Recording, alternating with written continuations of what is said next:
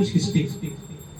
যেমন গাছের গোড়ায় জল দিলে পাতায় পাতায় জল দেওয়ার আবশ্যকতা থাকে না, তদ্রূপ কৃষ্ণ সেবা করলে 33 কোটি দেব দেবী, 60,000 মুনি ঋষি সবাই সন্তুষ্ট হয়ে যায়।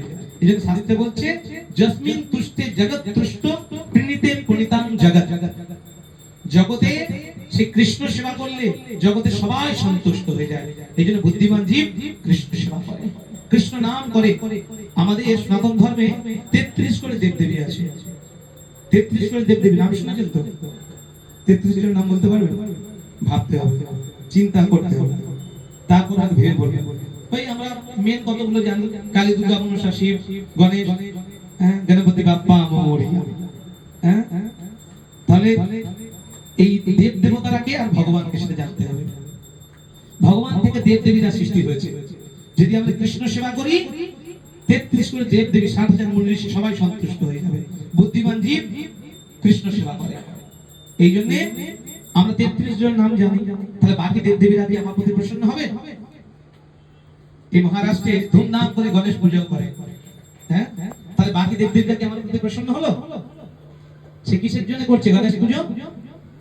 অর্থের জন্য। সিদ্ধিদাতা গণেশায় নমঃ, সিদ্ধি লাভ করবো, অর্থ পাবো। কার্তিক পুজো কেন করে? সুন্দর সন্তান পাবো। যাদের অনেকদিন বিবাহ হয়ে গেছে, সন্তান হয়নি, তারা কার্তিক পুজো ধুমধাম করে করে। যারা অনেক বয়স হয়ে গেছে তারা কার্তিক পুজো করে। তাহলে চা পাওয়ার ভিত্তিতে, গিফট এন্ড টেক, তাই না? তুমি কিছু দেবে, আমি তোমাকে সেজন্য ভক্তি করব। এটা প্রকৃত ভক্তি নয়। ভগবান তো স্বার্থপর নয়। এই জন্য বিভিন্ন দেব দেবীর ভজনা কারা করে? যারা অল্প বুদ্ধি সম্পন্ন। বুদ্ধিমান জীব কি করে? উদরের খাদ্য দিয়ে, উদরের খাদ্য দিয়ে দেহের অঙ্গ প্রত্যঙ্গ সবকিছু হৃষ্টপুষ্ট হয়ে যায়। কানে একটু, নাকে একটু খাবার দিই নাকি? আমরা বুদ্ধিমান। তদ্রূপ যদি আমরা নিজেদের বুদ্ধিমান বলে মনে করি, তাহলে সেই ভগবানের সেবা করাই মনুষ্য জীবনের একমাত্র উদ্দেশ্য। সেটা করার জন্যই পৃথিবীতে এসেছি। সেজন্য মহাপ্রভু কি বললেন? প্রথম কর্তব্য হচ্ছে কৃষ্ণ সেবা। কৃষ্ণ সেবা, প্রতিটা গৃহে কৃষ্ণ মন্দির করতে হবে, সেখানে গোপালকে বসাতে হবে, সেখানে ভগবানের সেবা করতে হবে। যেমন এখানে আমাদের সুকুমার প্রভু কত সুন্দর, দেখুন এখানে গোপালের সেবা করছে। যা কিছু খাবে আগে ভগবানকে ভোগ লাগাবে, ভগবানের সেবা করে সেই প্রসাদটা গ্রহণ করতে হবে, তাহলে আমরা পাপ থেকে মুক্ত থাকবো।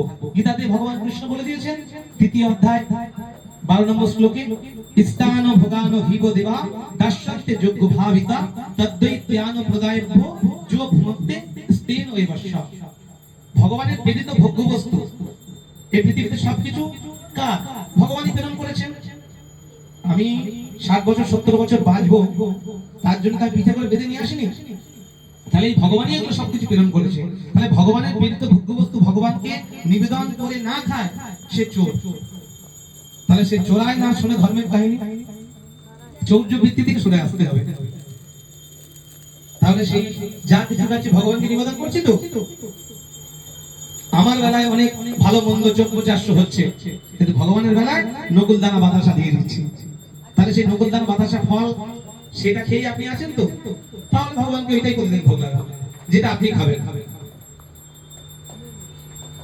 ভগবান খায় না তাই দিন।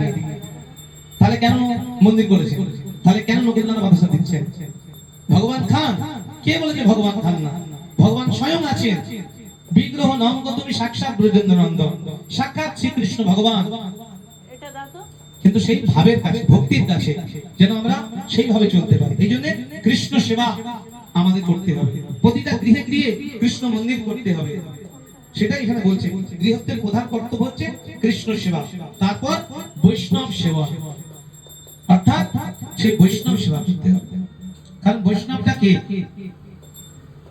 ভগবানের প্রীতির উদ্দেশ্যে যে তার নিখিল কর্তব্য কর্ম সম্পূর্ণভাবে উৎসর্গ করেছেন, তিনি হচ্ছেন প্রকৃত বৈষ্ণব। সেই বৈষ্ণব সেবা করতে হবে। বৈষ্ণব সেবা করলে কি হবে? ভগবানকে আমাদের হৃদয়ে দান করতে পারবে। এই জন্য বৈষ্ণব বন্দনা করি না? এই জন্য ধাই তব পাছে পাছে, কিসের জন্য? কৃষ্ণ ধন পাবার আসে। বৈষ্ণব ঠাকুর দয়ার সাগর এ দাসে করুণা করি, দিয়া পদ ছায়া শত হে আমারে তোমার চরণ ধরি। যদি আমরা কৃষ্ণ সেবা করতে চাই, তাহলে সেই বৈষ্ণব বৈষ্ণবের চরণ কমল আমাদের আঁকড়ে ধরতে হবে। কৃষ্ণকে দান করতে পারেন বৈষ্ণব, সেই বৈষ্ণবের হৃদয়ে গোবিন্দের বিশ্রাম। বলছেন না, বৈষ্ণবের হৃদয়ে সদা গোবিন্দের বিশ্রাম, গোবিন্দ কহেন মোর বৈষ্ণব পরাম। গোবিন্দ সবার হৃদয়ে থাকে, কিন্তু সেটা আত্মা অংশরূপী, কিন্তু বৈষ্ণবের হৃদয়ে পূর্ণভাবে বিরাজ করে। কারণ যিনি প্রকৃত বৈষ্ণব তিনি গোবিন্দ ছাড়া জানেন না, আর গোবিন্দ ভক্ত ছাড়া জানেন না। এই জন্য আমরা যেন সত্যিকারের ভগবত ভক্ত হতে পারি, আর ভক্ত হতে গেলে আমাদেরকে সেই কৃষ্ণ সেবা করতে হবে। কৃষ্ণ সেবা ছাড়া আমাদের দ্বিতীয় কোনো পন্থা নাই। সেই জন্য কৃষ্ণ সেবা করতে গেলে আমাদেরকে বৈষ্ণব সেবা করতে হবে। বৈষ্ণব সেবার মাধ্যমেই ভগবানের নাম করতে হবে, কারণ বৈষ্ণব হচ্ছেন ভগবানের প্রিয়জন। সেই প্রিয়জনের সেবা করলে ভগবান অত্যন্ত প্রসন্ন হন, তাই না? যেমন আমি রাষ্ট্রপতির সঙ্গে দেখা করতে পারবো না, কোন হয়তো রাষ্ট্রপতিকে জানি না, রাষ্ট্রপতি আমাকে চেনে না, কয়েক কোটি জীব আছে। রাষ্ট্রপতি আমাকে, এই ভারতবর্ষের কত কোটি জীব, কত কোটি? প্রায় 140 কোটি না? তাহলে 140 কোটির মধ্যে আমাকে রাষ্ট্রপতি চিনবে? জানবে কি করে? সেই রাষ্ট্রপতির যে পিএ আছে, যে অ্যাসিস্ট্যান্ট আছে, তার সঙ্গে যদি আমি সম্পর্ক করতে পারি, তার সেবা করতে পারি, সে যদি আমাকে চিনিয়ে দেয়, তাহলে রাষ্ট্রপতি আমাকে চিনবে। সাধুগুরু বৈষ্ণব হচ্ছে সেই ভগবানের প্রিয়জন, আপনজন। সেজন্য সাধুগুরু বৈষ্ণবদের সান্নিধ্যে গেলে সেই ভগবান আমাদের প্রতি প্রসন্ন হবে। এই জন্য মোরে ভজিবার যার আছে অভিলাষ, সে ভজুক মোর মঙ্গল প্রিয় দাস। কেউ যদি আমার ভজনা করতে চায়, সে আমার মঙ্গল প্রিয় দাস যে গুরু বৈষ্ণব, তার যদি সেবা করে, গোবিন্দ তার প্রতি প্রসন্ন হন। এই জন্য সেটাই বলছে, কৃষ্ণ সেবা আর হচ্ছে বৈষ্ণব সেবা, আর নিরন্তর করো তুমি নাম ও সংকীর্তন। আর কি করতে হবে? নিরন্তর কৃষ্ণ নাম করতে হবে। এই কৃষ্ণ নাম করলেই আমাদের আত্মকল্যাণ হবে। এই জন্য কৃষ্ণ নাম, কৃষ্ণ নাম হরি নাম বড়ই মধুর, যেজন কৃষ্ণ ভজে তারপর কি জানেন? চতুর। মুখস্থ সবাই দিয়ে আছে, কিন্তু সেই মতো চলছেন তো? কৃষ্ণ নাম হরি নাম বড়ই মধুর, মধুর তো নাকি? সে মধুর লাগছে তো কৃষ্ণ নামটা করতে? যদি মধুর লাগে তাহলে ঠিক আছে। যেমন জন্ডিস যদি হয়, জন্ডিস হলে মিষ্টিটা মিষ্টি তো, তার কাছে মিষ্টি লাগে? যার হেপাটাইটিস বি হয় তার কাছে মিষ্টি লাগে, তিতো লাগে, কিন্তু সেই মিষ্টিটা খেতে খেতেই তার একদিন সত্যিকারের মুখের স্বাদ ফিরে আসে। তার ওই রোগের জন্য ওই মিষ্টিটাই তার কাছে মহা ঔষধ। তদ্রূপ কৃষ্ণ নাম সুধা, কৃষ্ণ নামটা তো অমৃত। কৃষ্ণ নাম সুধা করিয়া পান, জুড়াও ভগতি বিনোদ প্রাণ। নাম বিনা কিছু নাহি কো আর 14 ভুবন মাঝে। এই 14 ভুবন, এই নামটাই সবকিছু। তাহলে কৃষ্ণ নাম হরি নাম বড়ই মধুর, যেজন কৃষ্ণ ভজে সে বড় চতুর। কৃষ্ণ নাম হরি নাম বড় মধুর। আর যদি যদি আমরা চতুর হয়ে থাকি, চতুর মানে কি? যে প্রকৃত বুদ্ধিমান সেই যে কৃষ্ণ সেবা করে, কৃষ্ণ নাম করে। না হলে কি, একজন হচ্ছে প্রকৃত বুদ্ধিমান বিলিয়ন, আর একজন ফুল পার্সেন্ট বোকা। তাহলে আমরা সবাই বলি আমরা বুদ্ধিমান, আমাকে যদি বলে তুমি বোকা একজন, তাহলে মেনে নেবো? তাহলে আমরা কৃষ্ণ অষ্টদশ শতনায় বলছি, কৃষ্ণ নাম হরি নাম বড়ই মধুর, যেজন কৃষ্ণ ভজে সে বড় চতুর। তাহলে যদি আমরা কৃষ্ণ ভজন করি, কৃষ্ণ নাম করি, তাহলে প্রকৃত আমরা বুদ্ধিমান, আমরা প্রকৃত ব্রিলিয়ান্ট। সেটাই মহাপ্রভু বলে গেছে, সাঙ্গ পাঙ্গ পার্শ্বদম যজ্ঞই সংকীর্তন প্রয়োজনতি হি সুমেধস্য। কলিযুগে সাঙ্গ পাঙ্গ পরিবৃত হয়ে যে নাম সংকীর্তন করে সেই প্রকৃত বুদ্ধিমান, সুমেধস্য। আর বাকি সব কুমেধা, তারা প্রকৃত বোকা। এই জন্য কলিযুগের ধর্ম কি? নাম সংকীর্তন। মহাপ্রভু এসে 16 নাম 32 করে দিয়ে গেছেন।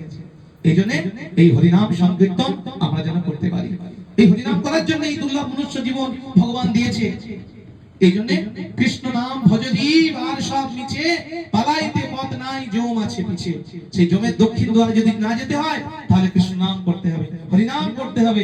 অলওয়েজ চ্যান্টিং হরে কৃষ্ণ মহামন্ত্র, chant Hare Krishna and be happy. শাশ্বত যদি আমি সুখী হতে চাই, তাহলে ভগবানকে ভজনা করতে হবে, এছাড়া আর দ্বিতীয় কোনো উপায় নাই। এই জন্য মহাপ্রভু বলছেন কলো নাস্তেব্য নাস্তেব্য নাস্তেব্য গতির অন্যথা। কলিযুগের মূলমন্ত্র হরিনাম হরিনাম আর হরিনাম। হরিনাম ছাড়া জীবের কোনো গতি নাই, গতি নাই, গতি নাই। সেই জন্য আপনাদের চরণে আমার প্রার্থনা,